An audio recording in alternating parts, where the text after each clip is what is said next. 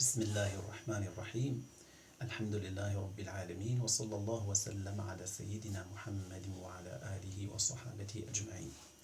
Concernant le wudu, ce qu'il ne faut pas faire, ce qu'il faut éviter pendant qu'on est en train de faire notre wudu. D'abord et avant tout, il ne faut pas utiliser une grande quantité d'eau. L'eau, il est cher, l'eau, il est important à la vie et il faut faire attention.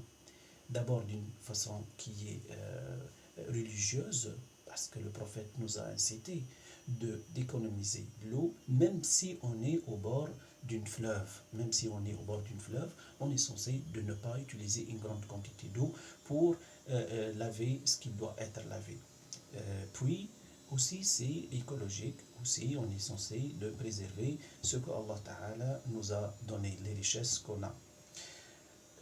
Après économiser de l'eau, c'est-à-dire utiliser une petite quantité d'eau, on est censé de faire les obligations de laver ce qui doit être lavé selon les règles d'une façon authentique à la sunna du prophète sallallahu alayhi wa sallam. Laver le visage, c'est tout le visage. Certaines personnes, et quand ils lavent leur visage, ils ne font pas attention de laver tout le visage au complet. C'est-à-dire cette partie-là, elle doit être lavée. Le menton, il doit être lavé. Les parties qui sont juste au bout, c'est-à-dire dans les deux côtés du nez, ça doit être lavé. Les côtés qui sont autour, c'est-à-dire des gens qui ont peur que l'eau touche leurs cheveux. Alors ils laissent une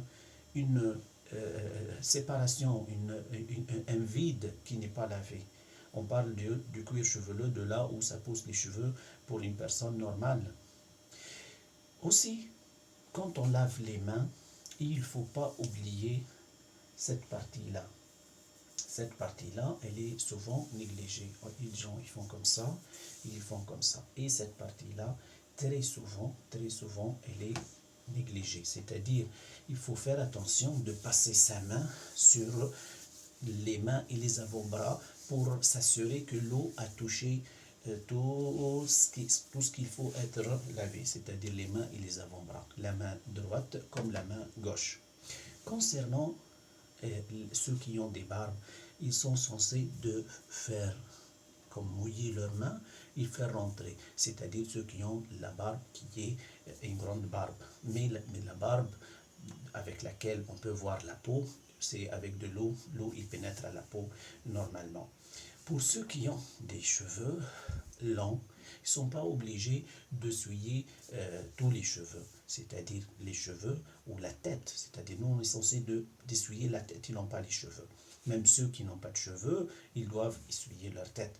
C'est la partie qui est entre le cuir chevelu et le crâne en arrière. C'est cette partie-là qui doit être lavée. Ça ne suffit pas juste de mouiller ou de toucher ici. Ça ne suffit pas. Dans l'école de jurisprudence de Al-Malikiyya, il faut minimum l'un tiers de la tête qui doit être essuyée. Minimum.